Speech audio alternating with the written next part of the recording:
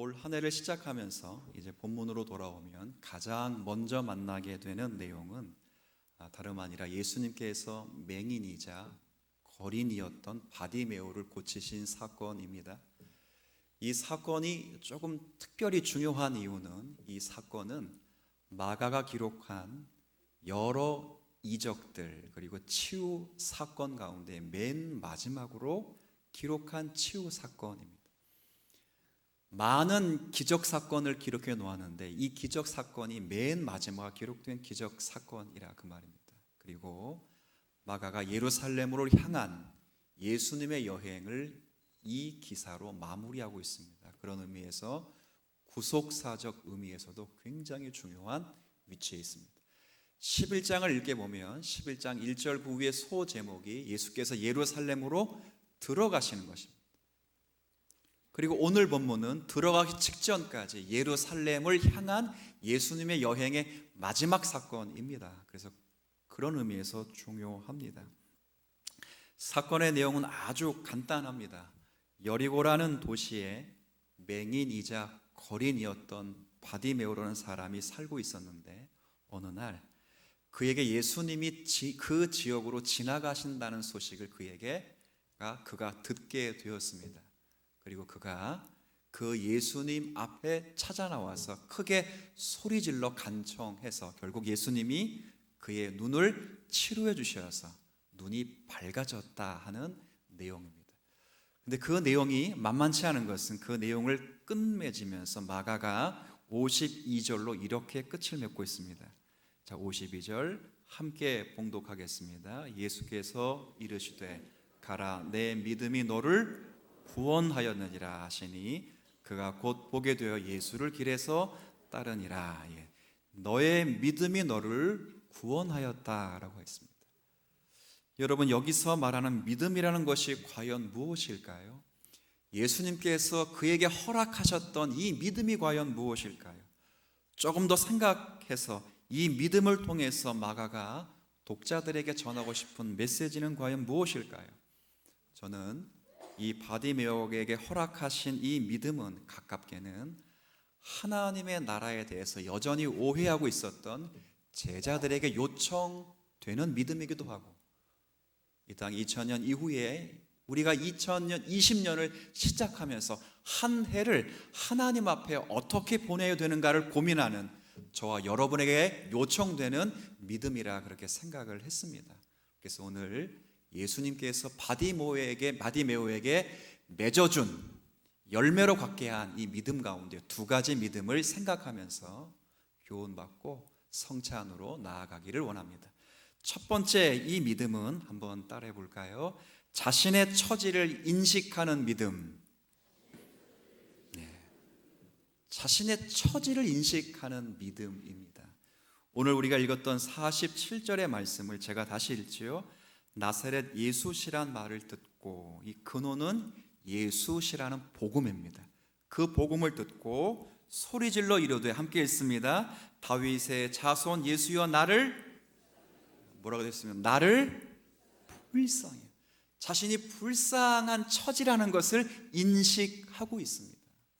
또 한번 읽어볼까요? 51절입니다.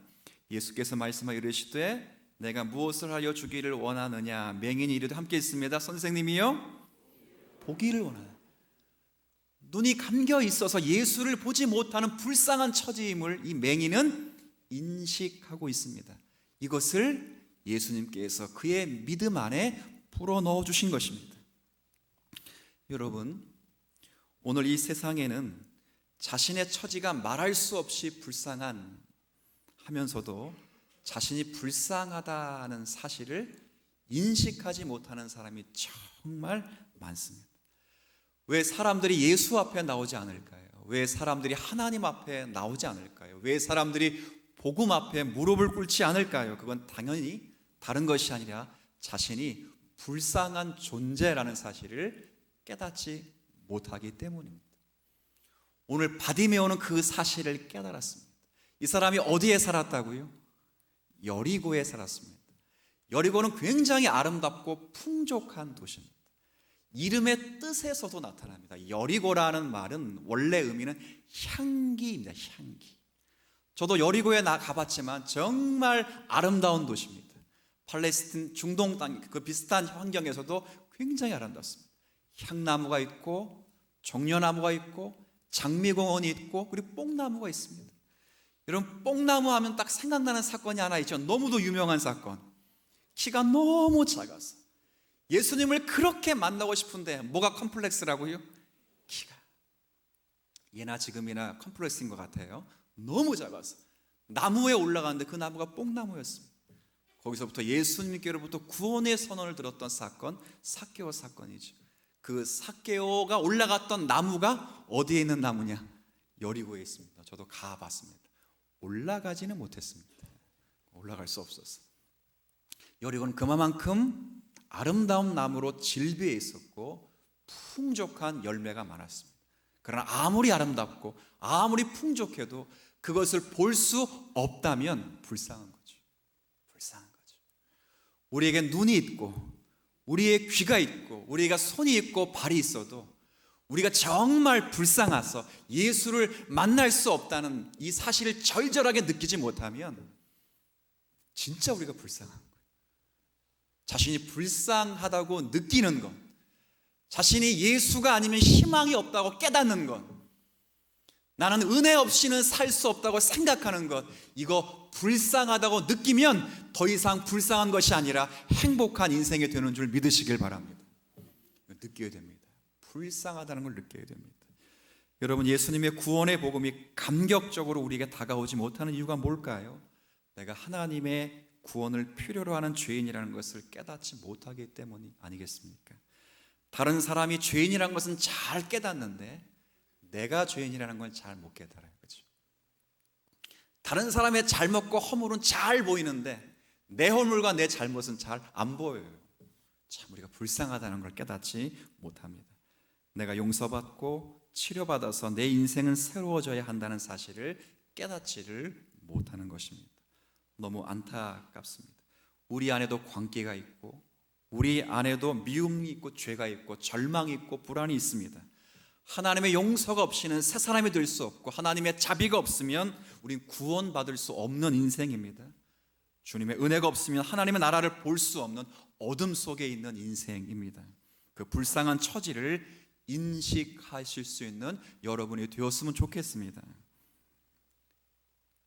제 동기 목사님이 독일에서 목회 공부하시다가 목회를 하시는데 종교개혁 탐방을 하다가 마틴 루터가 종교개혁을 처음으로 깃발을 든 비텐베르크라는 곳에 갔습니다. 비텐베르크에는 마틴 루터가 95개 조항을 붙였던 비텐베르크 대성당이 있고 그 옆에 루터의 박물관이 있습니다. 이 목사님이 박물관에 들어가서 루터의 유물들, 그 루터의 말들, 어록들이 기록된 책과 그 글들을 쭉 보았습니다. 그러다가 이분이 루터가 했던 그 인생의 마지막 말이 있어요. 마지막 말을 딱 읽고 가슴이 서늘해졌다고 합니다. 루터의 마지막 말은 뭐냐면 이것입니다. We are beggar, it is true라고 해요. 우리는 거지다. 그것은 진실이다. 우리는 거지라요. 거지. 우리는 거지. 이게 마틴 루터가 마지막에 남겼던 유언이에요. 마틴 루터는 평생에 우리는 하나님의 은혜가 필요한 죄인이다 그랬어요. 항상 우리는 불쌍한 존재다. 우리는 하나님의 은혜가 없으면 아무런 가치가 없다라고 종교 개혁을 단행했던, 그렇게 믿음 있다고 여겼던 루터도 이런 생각을 늘 했습니다. 하루라도 하나님이 도와주시지 않는다면 그는 살 수 없는 존재였기 때문입니다. 우리도 루터처럼 하나님 앞에서 거지입니다. 그것은 사실입니다. 그래서 최고의 올해의 기도 한번 따라해 같이 해볼까요? 주여 불쌍히 여겨 주옵소서. 주여 나를 긍휼히 여겨 주옵소서. 이 기도가 여러분의 진심 어린 신앙 고백이 되시기를 주의 이름으로 축원합니다. 어거스틴 아시죠? 초대 교부 가운데 바울처럼 활동 많이 하시고 이 교회 역사 가운데 진리의 내용을 잘 전수하시고 이렇게 집대성하신 어거스틴이 있습니다. 이 어거스틴 어머니가 평생 25년 동안 어거스틴이 돌아오기까지 방탕한 생활하는 동안 했던 기도가 바로 이 기도입니다. 이 바디메오의 기도입니다. 하나님, 저를 불쌍히 여겨주세요. 하나님, 내 아들을 불쌍히 여겨주세요. 어거스틴 나중에 고백록을 쓰면서 그 어머니의 기록을 기록할 때 나를 위해 평생 어머니는 불쌍히 여겨달라고 기도하셨습니다. 그 기도가 우리의 간절한 고백이 될 때 하나님이 은혜를 주시는 것입니다. 두 번째 믿음은 자신이 불쌍히 여겨진다고 하는 처지만을 인식한 것이 아니라 그 처지를 인식하면, 따라합시다, 주님 앞에 나오는 믿음.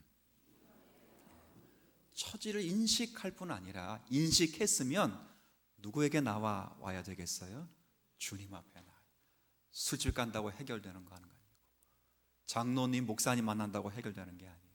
1차적으로 누구 앞에 나와야 된다고요? 주님 앞에 나와요. 주님 앞에. 자신의 불쌍한 처지를 안고 주님 앞에 오는 것입니다. 오늘 읽었던 말씀 가운데 47절과 48절을 다 같이 한번 읽도록 하겠습니다. 함께 읽습니다. 나사렛 예수시란 말을 듣고 소리질러 이르되 다윗의 자손 예수여 나를 불쌍히 여기소서 하거늘 많은 사람이 꾸짖어 잠잠하라 하되 다윗의 자손이여 나를 불쌍히 여기소서 하는지라. 아멘. 바디메오는 사람들이 이렇게 이야기하는 소리를 들었습니다. 나사렛 예수다. 나사렛 예수가 지금 우리 도성 여리고를 지나간다라는 말을 들었습니다. 그리고 그는 그렇게 예수를 소개받았습니다. 그런데 그는 주님 앞에 엎드려 도움을 청할 때는 나사렛 예수여라고 말하지 않고 두 번씩이나 뭐라고 말했지요? 다윗의 자손 예수여라고 말했습니다. 소개받을 때는 나사렛 예수라고 소개받았습니다. 그렇게 소개받았지만 그러나 그 바디메오는 나사렛 예수여라고 말하지 않고 예수에게 뭐라 말했다고요? 다윗의 자손 예수여라고 말했습니다. 나사렛 예수라고 말하는 것은 사실은 예수님이 나사렛 지방 사람이다 라는 말이기도 하지만 사실은 경멸과 조소의 의미가 담겨 있습니다. 우리가 지방 사람 그러면 이게 약간 시골 사람 그러잖아요. 제가 서울에 처음 성경에서 대학을 다닐 때 공부할 때 물어봤어요. 너 어디 사람이냐? 억양이 좀 이렇게 지금은 사투리가 거의 없는데 그때는 억양상 사투리가 있었습니다. 어느 사람이냐 그랬더니 저는 자신 있게 강원도 원주 사람입니다 했더니 그 사람이 그러더라고요. 시골 사람이군 그러더라고요. 강원도 중에 원주는요 강원도에서 제일 큰 도시입니다. 믿거나 말거나. 강원도 사람은 압니다. 맞아요, 틀려요? 제일 큰 도시입니다, 원주가. 그래서 강원도에서 원주 산다 그러면 도시 사람이라 그러는데 서울 왔더니 우리 아내가 서울 사람입니다. 저한테 지금도 시골 사람 그럽니다. 나사렛 예수 그러면 경멸과 조소의 말이 있습니다. 오직하면 유대의 속담 가운데 나사렛에서 어찌 선한 것이 날 수 있겠느냐. 조금 장소를 확대하면 갈릴리에서 어찌 선한 것이 날 수 있겠느냐라는 속담까지 생겼습니다. 예수를 그렇게 소개받았습니다. 그러나 그는 예수님을 향해서 나사렛 예수라고 부르지 않고 다윗의 자손이라고 불렀습니다. 여기에는 그만한 이유가 있고 의미가 있습니다. 어떤 의미가 있을까요? 구약 성경에는 메시아가 오시면 반드시 다윗의 후손으로 오신다라는 예언이 있습니다. 인류를 구원하시고 내 삶을 치료하시고 나를 구원하실 수 있는 놀라우신 메시아가 오시는데 반드시 그 메시아가 다윗의 후손으로 오실 것이다 라는 예언이 있습니다. 그렇게 지금 바디메오가 예수를 나사렛 예수여라고 부르지 않고 모두가 다 나사렛 예수여라고 부르는데 이 바디메오만큼은 눈먼 맹인이었던 바디메오만큼은 나사렛 예수여라고 부르지 않고 그분이 다윗의 후손으로 오셔서 우리의 모든 약한 것을 친히 담당하시고 우리를 죄악 가운데 구원하실 메시아 되십니다라고 부른 것입니다. 놀라운 것이요. 예수가 메시아라는 믿음이 그 마음속에 있었습니다. 이사야 성경 35장 5절에 보면 메시아의 왕국이 펼쳐질 때 그분이 친히 다스리는 놀라운 세계의 경험을 이렇게 말합니다. 그때에 메시아가 오시면, 메시아가 사역을 하시면 이런 놀라운 경험들이 벌어질 것이다. 두 가지, 세 가지 말하는데 그 앞에 부분이 그렇습니다. 소경의 눈이 밝을 것입니다. 귀머거리의 귀가 열릴 것이다. 이게 메시아가 오셔서 시작하시는 메시아 나라의 증거입니다. 마태복음 11장에도 감옥에 갇혀있는 세례 요한이 사람을 보내서 예수님께 이렇게 질문하죠. 우리가 기다려야 할 분이 당신이십니까? 아니면 더 기다려야 됩니까? 라고 묻습니다. 그때 예수님께서 뭐라고 말씀하셨습니다. 그래, 내가 메시아다 이렇게 말씀하시지 않고 세례 요한의 제자들에게 가서 이렇게 말하라고 전합니다. 너희가 본 바를 들어라, 전하라. 눈먼 자가 보게 되고 귀머거리가 듣게 되었다. 이 말이 바로 메시아라는 뜻입니다. 자신의 삶을 바꿀 수 있는 메시아라고 믿고 이 바디메오가 엎드려 경배한 것입니다. 이때 예수님 뭐라고 말씀하셨지요? 내 믿음이 너를 구원하였느니라 했습니다. 예수님은 그의 믿음이 그를 구원하셨다고 말합니다. 그의 믿음을 인정하셨습니다. 그가 고침받을 수 있었던 가장 중요한 것은 그의 믿음 안에 있습니다. 예수 그리스도가 그분에게 만드신 그 믿음 안에 있습니다. 그 믿음은 예수님만이 자신을 구원하시고 새롭게 하시기 위해서 보냄을 받은 메시아라는 사실을 확실하게 믿고 있는 믿음이었습니다. 여러분, 이 믿음을 이 하나님께서 한 해를 시작하는 저와 여러분에게 소유하게 될 믿음으로 우리에게 제시하는 믿음이 아닐까 싶습니다. 왜 사람들이 교회에 나와도 잘 변화되지 않을까요? 이렇게 예수님을 구주로 믿는 믿음이 간절함으로 나타나 있지 않기 때문입니다. 여러분의 인생에 새롭게 되기를 원하십니까? 그러면 예수를 구주로 믿으시는 은혜가 있기를 원합니다. 그분만이 내 인생을 새롭게 하실 수 있는, 나를 구원하실 수 있는 전능하신 하나님이라는 사실을 확실하게 믿고 그 앞에 나를 불쌍히 여겨 주옵소서라는 은혜 앞에 서 있는 죄인이라는 인식이 있을 때 주님은 여러분의 믿음을 통하여 올 한 해를 새롭게 역사하실 줄로 믿습니다. 우리에게 이거를 요청하시는 것입니다. 제가 설교 서두에 그런 말씀을 드렸습니다. 이 사건으로 마가는 예루살렘을 향한 예수님의 여행을 마무리시킨다고 했습니다. 11장은 예루살렘으로 입성하는 것입니다. 이 사건으로 마무리가 됩니다. 그리고 이 사건으로 메시지를 전하는 겁니다.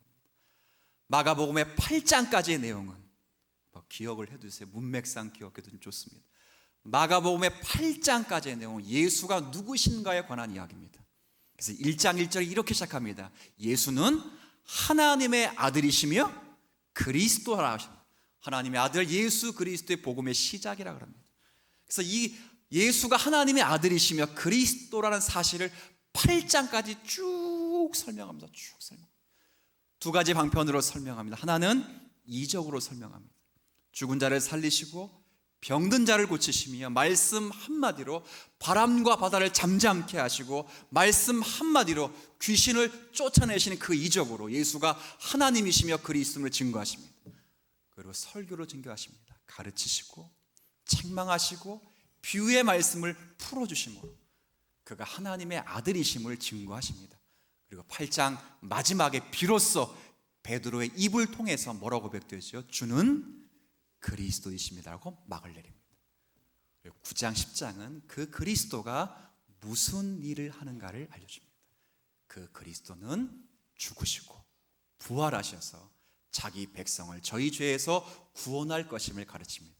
그래서 잘 보면 8장 마지막부터 10장까지 90장에 예수의 죽으심과 부활을 3번이나 언급했습니다. 요건 한번 보죠. 10장 한번 볼까요? 10장 32절 10장 32절 한번 그 위에 제목만 한번 읽어볼까요? 소제목 시작. 죽음과 부활을 8장까지 예수가 누구신가를 쭉 설명한 후에 9장 10장에 그 예수가 무슨 일을 할 건지 그 그리스도가 무슨 일을 한 건지를 말씀하며 죽으시고 부활하셔서 자기 백성들의 죄를 사하시고 메시아 왕국을 세우실 것이다. 자, 그런데 지난주 설교를 기도도모 보십시오. 35절입니다. 그 위에 제목을 한번 소제목 읽어볼까? 시작. 야고보와 요한이 구하는 것. 야고보, 요한은 그리고 많은 제자들은 이 사실을 이해하지 못하고 전혀 엉뚱한 것을 구한 것입니다. 그러나 여기 소경이었던 바디메오를 세우면서 이 바디메오는 눈은 감겨 있지만 그 예수는 제대로 알고 있다, 모르고 있다? 알고 있다를 세우는 것입니다. 실제 소경이 누구냐? 예수님과 3년 동안 동고동락하며 예수님의 이적과 설교와 가르침을 수없이 반복하여 들었음에도 하나님의 나라를 오해하고 예수의 죽으심과 부활을 오해했던 너희들이 정말 소경이 아니더냐? 그러면 참된 소경이었던 자가 예수 그리스도를 참되게 고백함으로 그의 눈이 밝아진 사건을 언급하면서 너희의 눈도 그와 같이 밝아지기를 원하노라라고 주님이 말씀하시는 내용입니다. 오늘 우리는 어떻습니까? 지난 2019년을 한 해를 보내고 올해 한 해를 보낼 것입니다. 어쩌면 우리도 이 야고보, 요한과 그리고 나머지 10명의 제자들처럼 눈은 떠 있다고 하지만 여전히 엉뚱한 것을 예수 앞에 구하는 그런 심령이 아닌지를 곰곰이 생각해 보셔야 됩니다. 그리고 우리의 영적인 눈이 띄어져야 될 것입니다. 두 가지를 생각하십시오. 나는 불쌍한 사람이다. 예수님이 구주이시기 때문에 나의 불쌍하고 연약한 나의 모든 심령과 죄된 몸이 예수 그리스도 안에서 자유함을 입게 될 것이다 라는 믿음으로 주님 앞에 나와 오실 수 있다면 올 한 해 주님이 여러분을 축복하실 것이고 여러분을 통하여 주의 나라를 온전히 세워가게 하실 것입니다.